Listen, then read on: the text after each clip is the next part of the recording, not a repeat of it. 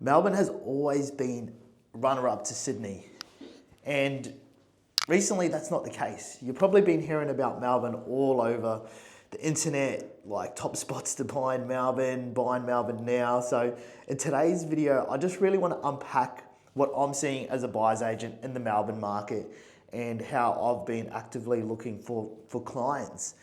So really, when we think of Melbourne, and we're trying to get a bit of capital growth and cash flow, you'll find a lot of the areas like Werribee and Melton region, and the northern parts of Melbourne where you can buy in for under 700K. A lot of these markets are already starting to heat up.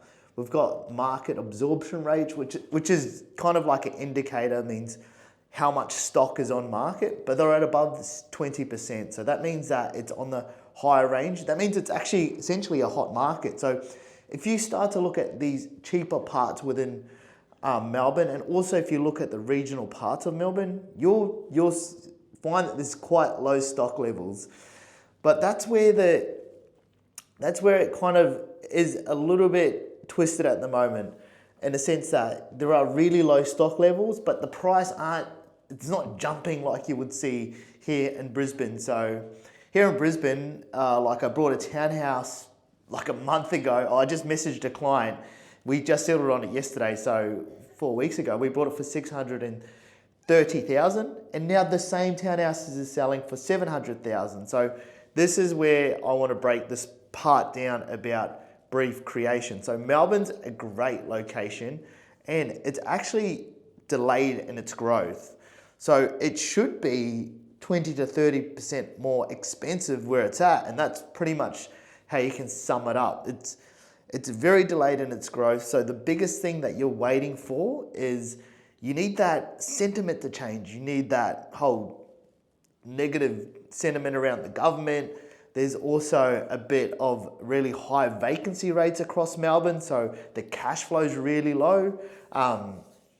So all of this is playing into the part, and that's the reason why, yes, it is cheaper, but it's not jumping like crazy. So if you are looking to buy, say, your first investment property, and this is where the strategy really makes it real simple at your end. If you're looking to buy your first investment property, maybe you want to target a hot market because you want that 20% growth in the first year to 2 years. So then you can grab that property, you can grab the equity from it, and then you can go buy your second property. Maybe that might be in Melbourne. So it's all about thinking, hey, where do you want to be within your portfolio? But if you're on the second hand, somebody that already owns multiple properties, or you already got maybe 2 properties, and you're looking to add a third property in, Melbourne can be your answer to that. The biggest thing is you're just going to have to capture a bit of negative cash flow from Melbourne, but it is a good play, and it's more of a long-term play. But if you are looking to scale out your portfolio much faster, here's one strategy you can do if you're going to go to Melbourne. If you're going to go to Melbourne, aim to buy something severely below market value. If you're going to go in, don't go in and pay that extra $10,000 to $20,000 to secure that asset like you would do in a hot market. Your Brisbane, Perth, and Adelaide, you don't want to pay over and above, but if it's maybe 5 or 10 grand to get you in, in that 4 weeks' time, the value of that property is going to go up, and it's going to be much more than that 10 to 15 grand or whatever you paid to get it. But in Melbourne, you want to do the opposite of that. You want to buy 50 to 100 grand below market value so you can capture some equity up front that can help with your cash flow, and then it will allow you within the first 2 to 3 years to go buy your next property so you don't get stuck. So the reason why I wanted to make this video is really to say, yes, Melbourne is a hot market. I am looking over there at the moment, or not a hot market, but it's a great market to buy in from a value point of view. But you also want to add a massive caveat to that. So if you're going to go to Melbourne, make sure you are buying it severely below market value so you don't get yourself stuck, because with property investing, or what I like to do with clients, is we just really want to keep buying more and more properties, because you can time the market, but also you can get a bit lucky if you just get into the market.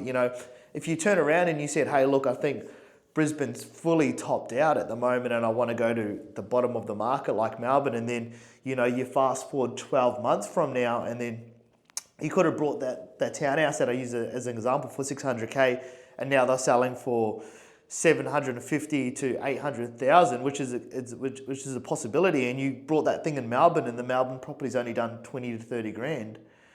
You'd be kicking yourself because you thought that you topped the market. So just think about your brief creation, where you're at the moment. If you need to be in an active market, get into an active market. It's very hard, but it's going to allow you to take your first deposit and recycle that deposit to buy your next property. Because if you buy into a market too early, you can get stuck. It's not necessarily an end of the world sort of thing, but you could have to wait another 3 to 4, 5 years before you can extract that equity from your first deposit to get into your next property.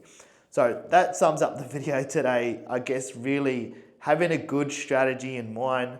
I think the thing with Melbourne is it's a beautiful market. It's got some really cheap things at the moment. Trust me, I shop in Brisbane and I'm looking at these things in Melbourne and saying like, wow, these are half price. And Melbourne's meant to be runner up to Sydney. So value is completely there, but it's got very high vacancy rates. Properties are renting for much lower, and it's got a lot of bad things going for it, which need to change. And hopefully it changes soon. But when it does change, I can guarantee that market's gonna boom.